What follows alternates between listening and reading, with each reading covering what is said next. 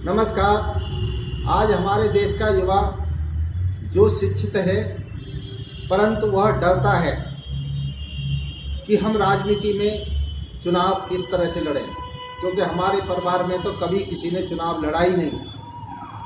तो मैं आपको बताना चाहता हूं कि कहीं न कहीं से तो आपको शुरुआत करनी होगी।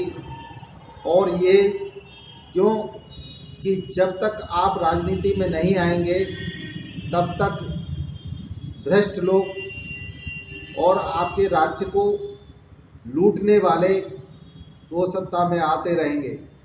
तो दिल्ली के वासियों और देश के युवाओं, आपको आगे बढ़ना पड़ेगा, क्योंकि देश में राजनीतिक पार्टियां बहुत हैं।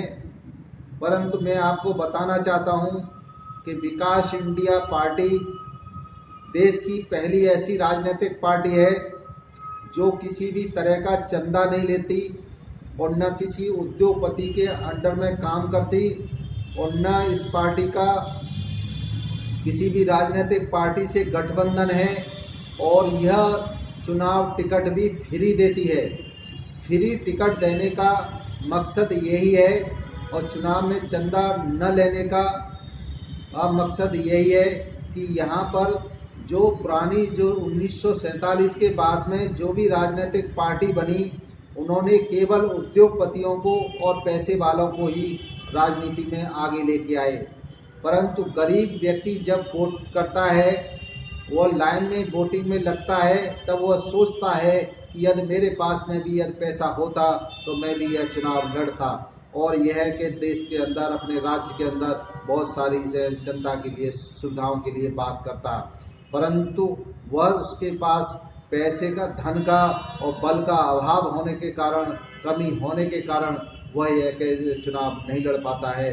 और तो ये मैं आपको बताना चाहता हूँ कि देश के युवाओं, एक विकास इंडिया पार्टी जो आपकी अपनी पार्टी है, इसमें कोई बड़ा नहीं, कोई छोटा नहीं है, सभी समान हैं। तो यह आपके लिए, गरीब और कमज़ोर परिवार के लोगों के, युवाओं के लिए यह पार्टी बनी है।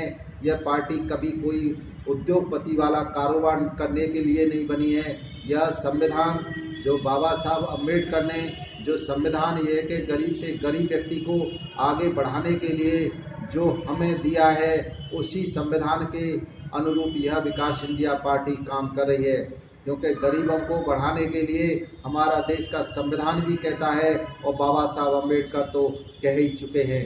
तो यह है कि बाबा साहब अम्बेडकर को सही से श्रद्धांजलि देनी है या उनको यह सम्मान देना है, तो संविधान के द्वारा जो संविधान में दिया गया है कि किसी भी तरह का कोई भी चंदा गरीब व्यक्ति से न लिया जाए,